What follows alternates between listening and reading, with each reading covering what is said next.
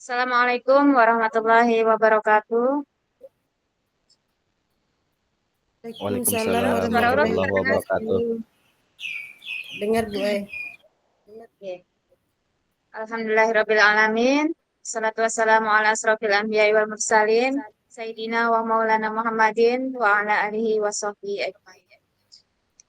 Yang terhormat Bapak Muhammad Hardeni SPD selaku narasumber pada kegiatan webinar pada hari ini. Yang kami hormati Bapak-Bapak dan Ibu-Ibu Dewan Guru SDN Sidomulyo. Pada hari ini kita akan mengikuti webinar dari best practice dari Bapak Muhammad Hardeni yang hari ini akan melakukan pengimbasan kepada sekolah kita. Jadi Bapak Hardeni ini mengikuti pembatik level 4 dan salah satu tugasnya adalah melakukan pengimbasan kepada beberapa sekolah gitu. Untuk tema kali ini dari Bapak Muhammad Hardeni adalah tentang praktik baik yang beliau laksanakan di sekolah beliau, yaitu tentang namanya Pekan Depan. Nah, Pekan Depan ini adalah merupakan akronim dari pembelajaran menyenangkan dengan media pembelajaran interaktif. Nah, mungkin untuk tidak panjang lebar, langsung saja kita simak bersama.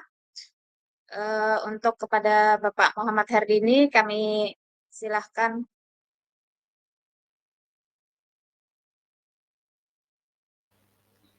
Baik, Assalamualaikum warahmatullahi wabarakatuh. Assalamualaikum warahmatullahi wabarakatuh. Pertama-tama yang saya hormati Ibu Nanik Suwarni selaku Kepala SDN Sidomulyo. Saya ucapkan terima kasih dan apresiasi yang sebesar-besarnya karena beliau tadi malam dihubungi dan saya meminta untuk sedikit berbagi best practice terkait dengan pelaksanaan pembelajaran yang saya laksanakan di sekolah. Sekali lagi kepada Ibu Nanik saya ucapkan terima kasih. Kemudian juga Bapak dan Ibu Dewan Guru SD Negeri Sidomulyo, mudah-mudahan dalam kesempatan siang hari ini kita sama-sama berbagi, kemudian sama-sama belajar.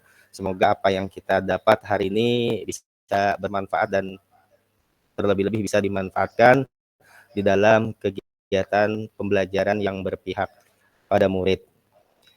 Salawat serta salam tak lupa kita haturkan kehariban junjungan kita Nabi besar Muhammad Sallallahu Alaihi Wasallam kepada para pengikut sahabat beliau yang setia mengikuti jejak langkah beliau hingga akhir zaman.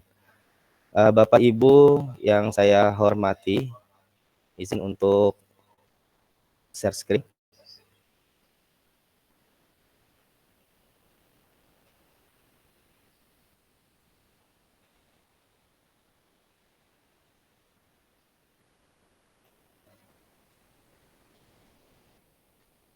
Apakah sudah terlihat Bapak Ibu?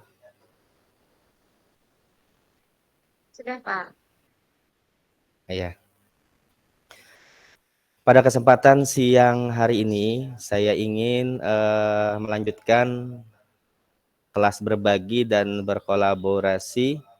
Ini adalah salah satu bentuk upaya saya dalam kegiatan pembatik level 4 yang alhamdulillah kemarin waktu pengumuman saya diberikan amanah untuk melanjutkan di 30 besar Provinsi Kalimantan Selatan. Dan salah satunya adalah saya bersama 4 rekan lainnya yang sama-sama dari Kabupaten Kota Baru. Dan tahun ini juga merupakan pencapaian terbesar Kabupaten Kota Baru setelah tahun-tahun sebelumnya mungkin hanya menembuskan sekitar 2 orang untuk perwakilan di 30 besar, dan tahun ini alhamdulillah paling banyak kita mendapat kepercayaan 4 orang untuk melanjutkan di tingkat pembatik level 4 30 besar se Kalimantan Selatan. Sebelumnya perkenalkan, nama saya Muhammad Hardeni. Saya berasal dari SMP Negeri 2 Pamukan Selatan. Saat ini saya menjabat sebagai Ketua MGMP IPS Kabupaten Kota Baru.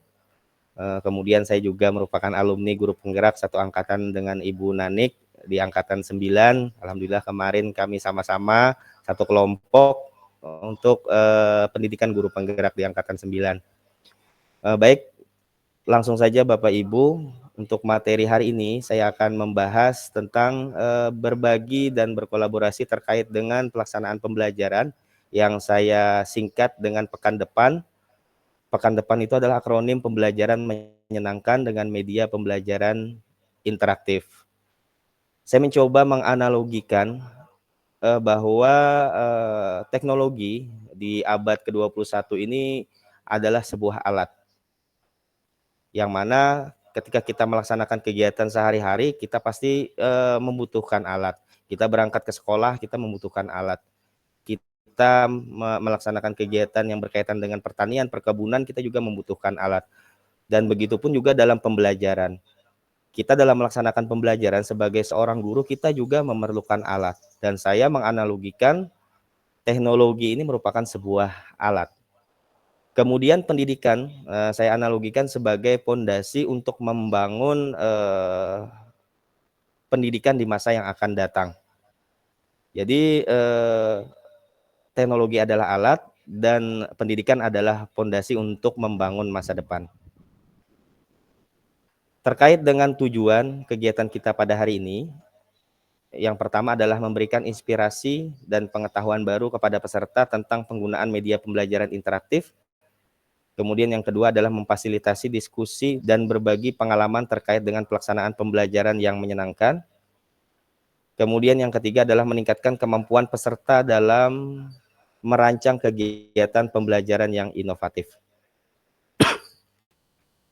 Nah, ini adalah tujuan pendidikan nasional, bahwa pendidikan nasional itu berfungsi mengembangkan kemampuan dan membentuk watak serta peradaban bangsa yang bermartabat dalam rangka mencerdaskan kehidupan bangsa, bertujuan untuk berkembangnya potensi peserta didik agar menjadi manusia yang beriman dan bertakwa kepada Tuhan Yang Maha Esa, berakhlak mulia serta berilmu, sehat, cakap, kreatif, mandiri, dan menjadi warga negara yang demokratis serta bertanggung jawab.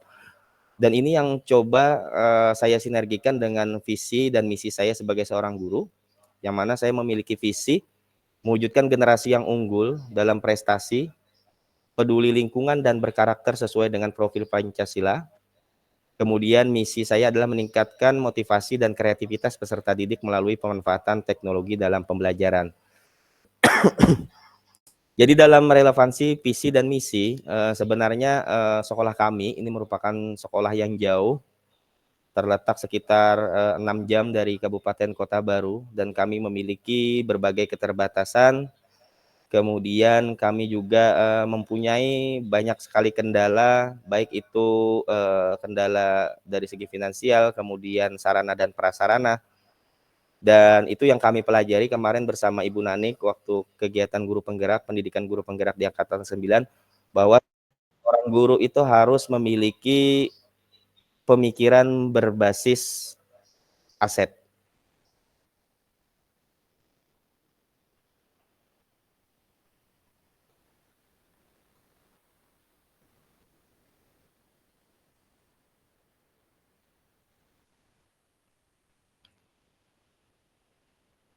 Mohon maaf sebentar Bapak Ibu. Nah, saya melanjutkan bahwa seorang guru itu harus memiliki pemikiran aset based thinking atau pemikiran berbasis aset. Apa yang kita miliki di sekolah itu merupakan salah satu anugerah yang bisa kita manfaatkan sebagai media pembelajaran. Nah, jadi keterbatasan itu menjadi salah satu hambatan bagi kami. Tapi perlu Bapak Ibu ketahui bahwa di sekolah kami hanya punya yang namanya semangat. Saya menyimpulkan bahwa semangat itu adalah orang yang tidak menyerah akan keadaan, tapi orang yang menjadikan kegagalan sebagai pelajaran yang berharga dan terus berjuang mencapai keberhasilan. Nah, ini adalah latar belakang kenapa saya mengangkat media pembelajaran interaktif ini. Karena yang pertama adalah karena student agency. Kita ingin menumbuhkan kepemimpinan murid. Yang mana student agency itu terdiri dari 3. Yang pertama adalah pilihan, kemudian suara, dan yang terakhir adalah kepemilikan. Dan student agency ini saya relevansikan dengan keterampilan abad ke-21. Bahwa untuk menumbuhkan kepemimpinan murid, kita perlu menambahkan unsur-unsur alat dalam bentuk teknologi atau dalam bentuk keterampilan di abad ke-21, yang mana keterampilan abad ke-21 yang perlu dimiliki oleh peserta didik, yaitu yang pertama adalah kompetensi 4C, critical thinking atau berpikir kritis, kemudian yang kedua kreativitas, kemudian yang ketiga adalah kolaborasi, dan yang keempat adalah kemampuan dalam berkomunikasi. Kemudian untuk keterampilan abad ke-21 yang selanjutnya adalah pembelajaran berbasis TIK. Kita ketahui bahwa kemajuan teknologi itu menyebabkan disrupsi dalam kegiatan pembelajaran. Banyak sekali perubahan-perubahan yang kita rasakan yang dulu berbasis kepada guru atau berpusat kepada guru. Sekarang ini anak-anak cenderung lebih berpusat kepada teknologi. Jadi peran guru di abad ke-21 ini hanya sekedar sebagai fasilitator. Kemarin waktu kegiatan bersama National Institute of Education, saya menangkap seorang guru itu hanya sekedar menjadi fasilitator, kita memberikan pemahaman kepada murid, belajar cara untuk belajar. Jadi kita memberikan pembelajaran pada murid cara untuk belajar. Karena ilmu pengetahuan, kemudian skill, itu tidak diperoleh melalui guru saja, tapi dia bisa menggunakan kegiatan sehari-hari itu sebagai cara mereka untuk belajar dan cara mereka lebih menekankan kepada keterampilan yang harus mereka miliki. Karena di negeri Singapura yang saya pelajari kemarin itu di kelas 1 SD, kemudian di kelas 2 SD, fokus guru hanya mengembangkan kemampuan literasi dan numerasi. Di kelas 3, kemudian di kelas 4, kelas 5, dan kelas 6 itu berubah dari yang awalnya literasi dan numerasi, kemampuan yang diarahkan kepada murid itu lebih ke arah kemampuan yang berbau sains atau matematika, kemudian IPA, kemudian IPS, dan seterusnya. Jadi di kelas 3, kelas 4, kelas 5, dan kelas 6 itu lebih ke arah ilmu sains. Kemudian di SMP, SMA itu di Singapura itu diajarkan keterampilan. Jadi terlepas dari kelas rendah SD, di SMP dan SMA mereka cenderung mengajarkan yang berkenaan dengan keterampilan, apa yang perlu dipelajari oleh murid untuk menghadapi dunia kerja. Jadi kemudian keterampilan abad 21 yang ketiga adalah pembelajaran yang berbasis masalah dan kontekstual. Kita analogikan sederhana bahwa semua murid itu adalah seseorang yang memiliki kecerdasan masing-masing. Mungkin mereka secara teori tidak memahami. Kita ambil contoh dalam teori matematika, banyak sekali rumus, tapi kita analogikan dengan salah satu pekerjaan di bidang konstruksi bangunan atau pertukangan. Anggap sajalah tukang itu yang memiliki pendidikan rendah, yang mereka tidak lulus sekolah dasar, tapi secara keterampilan matematik mereka sangat pandai. Jadi pemahaman teori mungkin rendah, tapi pemahaman secara keterampilan mereka luar biasa. Yang tidak dimiliki murid-murid yang memiliki pemahaman dalam hal teori. Mereka mampu menghitung kalau ketika kita hadapkan dengan bangunan ukuran 5x6, mereka tahu ukuran pasirnya berapa, kemudian batu bata yang diperlukan berapa. Itu adalah salah satu bentuk keterampilan numerasi yang dimiliki oleh mereka, dan itu sangat luar biasa. Nah, kedua hal ini, student agency dan keterampilan abad ke-21 ini dibungkus dalam satu kemasan, yaitu melaksanakan pembelajaran yang berpihak kepada murid. Nah, mengapa harus MPI? Saya mencoba mengkombinasikan bahwa visi seorang guru dan visi atau tujuan pendidikan nasional itu harus selaras dengan visi sekolah. Jadi visi sekolah ini harus selaras dengan tujuan pendidikan nasional dan visi pribadi seorang guru.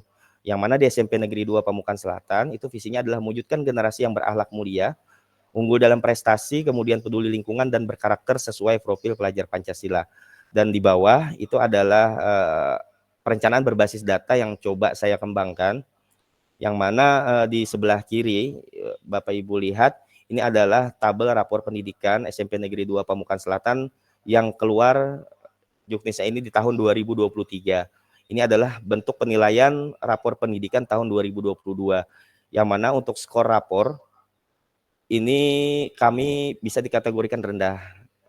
Ini adalah nilai merah kami di tahun 2022. Kemudian di tabel atau di grafik yang kedua, ini adalah grafik gambaran asesmen mata pelajaran IPS pada kelas 7A yang coba saya gambarkan pada saat pelaksanaan asesmen formatif maupun asesmen yang dilaksanakan di akhir semester. Ini adalah kategori yang mana untuk kategori cukup dan perlu intervensi itu berimbang, kemudian untuk kategori baik itu cukup rendah, dan yang kategori sangat baik keterampilan dan pengetahuannya itu tidak ada. Ini adalah gambaran perencanaan berbasis data yang saya kembangkan. Dari dua permasalahan ini kemudian saya mencoba untuk melakukan sebuah analisis, namanya adalah analisis SWOT. SWOT itu adalah akronim dari strength, kekuatan, weakness, kelemahan, kemudian opportunity itu adalah peluang, dan threats itu adalah ancaman. Jadi ketika kita dihadapkan sebuah disrupsi, ketika kita dihadapkan dengan sebuah permasalahan yang terjadi di sekolah, bisa nanti di sekolah Bapak Ibu dikembangkan untuk melakukan analisis SWOT ini. Karena analisis SWOT ini dapat membantu kita mengidentifikasi yang mana yang jadi kekuatan, kemudian yang jadi kelemahan, peluang, ancaman untuk inisiatif atau program yang akan dilaksanakan di sekolah Bapak Ibu. Dan SWOT ini adalah alat yang dapat membantu kita dalam membuat perencanaan strategis untuk mencapai sebuah tujuan. Jadi saya mencoba untuk melakukan analisis SWOT. Kekuatan kami di sekolah, kami memiliki guru penggerak, kami memiliki calon guru penggerak, kemudian kami mempunyai tim pengembang, guru yang ahli di bidang IT, dan kami juga memiliki wakasek yang kompeten. Kemudian yang kedua, terdapat komunitas belajar sebagai sarana berbagi praktik baik. Kemudian yang ketiga, fasilitas sekolah itu lumayan memadai, jaringan internet juga lumayan memadai. Dan kelemahan kami, seperti yang kami sampaikan tadi, bahwa rendahnya minat belajar murid dalam pelaksanaan pembelajaran dan penggunaan metode pembelajaran yang sifatnya masih konvensional, itu adalah salah satu kelemahan kami. Kemudian yang kedua adalah peluang. Ketiga adalah peluang. Pemanfaatan media pembelajaran interaktif, kemudian meningkatnya pemahaman peserta didik dalam pembelajaran, ini adalah peluang yang akan kami dapatkan. Dan untuk ancaman itu adalah kendala teknis di lapangan, di mana di sekolah kami ketika terjadi pemadaman listrik, kemudian itu akan berdampak kepada jaringan internet yang terputus. Nah, kenapa harus media pembelajaran interaktif berbasis articulate storyline? Karena yang pertama, articulate storyline ini mudah dipahami. Articulate storyline ini hampir sama dengan aplikasi Microsoft PowerPoint.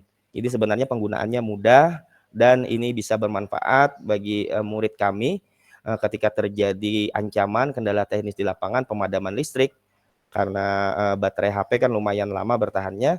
Kemudian MPI dalam bentuk articulate storyline ini tidak memerlukan jaringan. Artinya ini adalah aplikasi yang sifatnya offline. Kemudian selanjutnya ini adalah gambaran pelaksanaan pembelajaran pada level 2 yang saya laksanakan kemarin. Yang pertama, saya melaksanakan asesmen diagnostik non-kognitif. Itu biasanya saya laksanakan di awal ajaran atau awal tahun semester untuk mengetahui sejauh mana gaya belajar murid. Yang mana gaya belajar murid itu terdiri dari 3, ada auditory, visual, dan kinestetik. Kemudian saya juga melaksanakan asesmen awal pembelajaran, yang mana asesmen awal pembelajaran itu sebenarnya sifatnya tidak mesti harus kita lakukan secara tertulis. Akan tetapi asesmen awal pembelajaran ini bisa kita lakukan secara lisan. Kita menanyakan kepada murid apa yang harus dipelajari, kemudian apa yang akan dipelajari, dan apa pengetahuan dasar yang harus dipahami siswa ketika dia akan memasuki materi pembelajaran yang baru. Kemudian yang kedua adalah melaksanakan kegiatan pembelajaran dengan model game based learning dengan menggunakan metode diskusi. Dan waktu itu saya menggunakan media pembelajaran berbasis teknologi, yaitu dengan memanfaatkan media audiovisual dalam bentuk Canva, dan ulun yakin Bapak Ibu sekalian sudah pandai dalam mengoperasikan Canva. Kemudian yang kedua adalah mengoperasikan media ular tangga, yang mana media ular tangga ini saya cetak dalam ukuran 4x4, dan itu tidak hanya saya menggunakan, itu bisa semua guru menggunakan. Kenapa? Karena teknisnya ular tangga ukuran 4x4 ini yang akan menjadi bidaknya adalah murid. Jadi murid kita libatkan, kemudian yang mengocok dadunya juga murid, kemudian nanti di situ ada kotak putih dan kotak biru. Ketika murid masuk kategori duduknya di kotak putih, maka dia wajib mengambil kartu berwarna putih, dan tugas dari anggota kelompok yang tidak bekerja itu wajib menjawab agar temannya bisa melanjut ke kotak berikutnya. Dan ini permainan berlangsung secara aktif. Bahkan murid saya bilang ketika waktu sudah bunyi bel istirahat, mereka nanti dulu Pak, kita lanjut dulu katanya.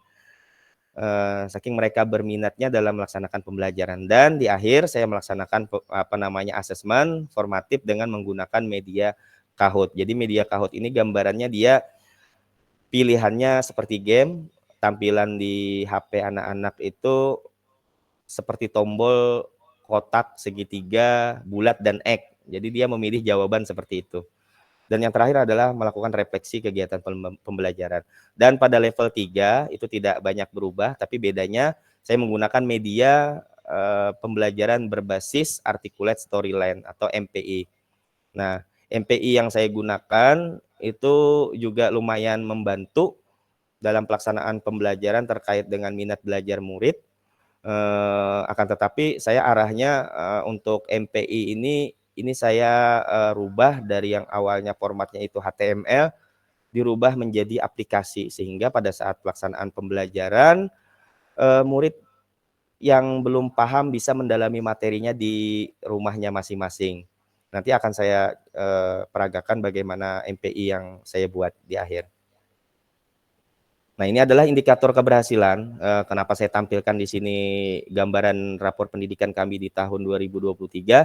Nanti saya juga ada membuat sebuah program juga berbasis articulate storyline, dan ini alhamdulillah sangat membantu kami dalam meningkatkan rapor pendidikan di sekolah kami. Dan mudah-mudahan nanti kita bisa sama-sama belajar bagaimana nanti dampak penggunaan articulate storyline ini dalam meningkatkan rapor pendidikan kita. Kemudian yang kedua, ini adalah grafik gambaran untuk mata pelajaran IPS, tidak terlalu signifikan sih, tapi lumayan membantu peningkatan hasil belajar murid. Yang awalnya perlu bimbingan itu lumayan banyak, sekarang sudah tidak ada lagi. Untuk kategori cukup itu sekitar 5 orang di kelas 7A, yang muridnya itu berjumlah 24 orang. Dan ini adalah kategori baik, sudah lumayan. Kemudian ini adalah yang kategori pengetahuan yang sangat baik. Nah, ini adalah gambaran apa yang sudah saya lakukan. Level 2 itu saya membuat game ular tangga edukasi. Kemudian membuat audiovisual menggunakan Canva. Kemudian yang terakhir menggunakan melaksanakan asesmen dengan menggunakan media Kahoot. Dan ini adalah gambaran MPI yang saya buat. Saya ingin menampilkan mengenai MPI yang saya buat kemarin waktu ikut pembatik ini.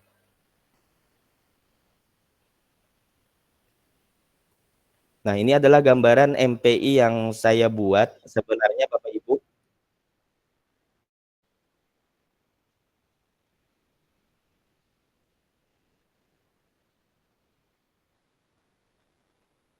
Bapak Ibu, kalau melihat teman-teman yang pesertanya dari SD, dia lebih menarik dalam mengoperasikan MPI ini karena kan dia punya soal.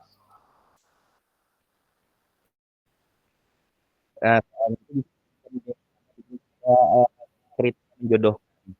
Kan kita tampilkan gambar sampah daun, sampah plastik, kemudian botol, kemudian disuruh memasukkan atau memilah yang mana masuk kategori sampah organik dan yang mana masuk kategori sampah non organik. Kemudian juga teman-teman saya yang di SD itu mereka kreatif. Misalkan contoh mereka menampilkan jenis-jenis ekosistem, misalkan darat, laut, kemudian sungai. Nah, mereka menaruh gambar hewan. Misalkan hewan ada ikan, kemudian buaya, kemudian sapi, dan murid diminta untuk menjodohkan di mana sebenarnya hewan itu hidupnya. Nah, ini adalah gambaran MPI yang saya buat ini untuk SMP, untuk jenjang SMP. Nah, ini adalah menu-menu atau fitur yang terdapat pada MPI. Ini adalah menu daftar hadir ketika kita membuat aplikasi ini. Kita perlu pemantauan murid sejauh mana mereka itu mengakses aplikasi yang kita gunakan. Maka saya menambahkan menu daftar hadir yang terintegrasi dengan Google Form. Nah, di sini dia mengisi. Jadi kita tahu murid ini membuka aplikasi ini pada jam ini, berarti mereka belajar di sini. Nah, ini adalah gambaran juga nih mengenai kompetensi, capaian pembelajaran, kompetensi awal, indikator, dan sebagainya. Kemudian ini adalah tombol daftar pustaka, dan ini adalah petunjuk penggunaan, ini musik, kemudian ada tombol close. Nah, ini adalah 3 fitur utama di dalam aplikasi ini. Yang pertama ada fitur aplikasi belajar. Nah, sebenarnya isinya modul saja ya Bapak Ibu. Saya ambil dari internet, kemudian saya copy paste, kemudian jadilah bahan media pembelajaran interaktif yang bisa digunakan murid untuk belajar di rumah. Nah, kemudian ada video juga, kita bisa menampilkan video. Kemudian kita juga bisa menampilkan kuis. Nah, ini saya jawab sembarang.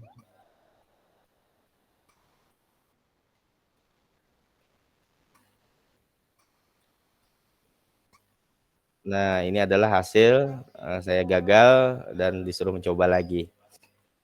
Nah, kenapa saya tampilkan rapor pendidikan kami di tahun 2023? Saya juga pernah membuat sebuah MPI ini, tapi saya coba untuk mendesain MPI ini menjadi seperti aplikasi yang ada pada pelaksanaan ANBK. Saya coba menampilkan.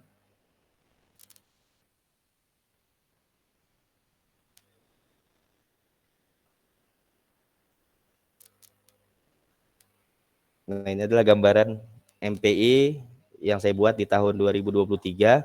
Sebenarnya tidak harus memberikan pemahaman terkait dengan literasi dan numerasi, tapi ini hanya sekadar pembiasaan saja ketika murid kita itu dihadapkan pada saat pelaksanaan ANBK, mereka sudah terbiasa dalam menghadapi soal-soal yang demikian. Nah, ini ada menu simulasi ANBK,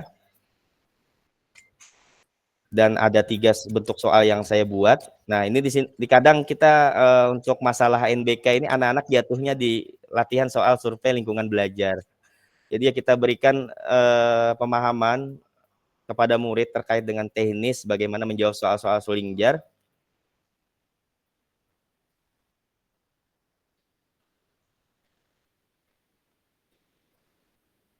Nah, ini adalah contoh soal literasi.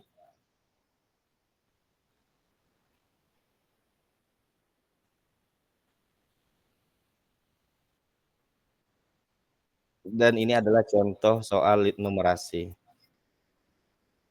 Yang semua soal ini saya ambil dari internet. Iya. Mungkin Bapak Ibu sekalian bisa lebih kreatif lagi.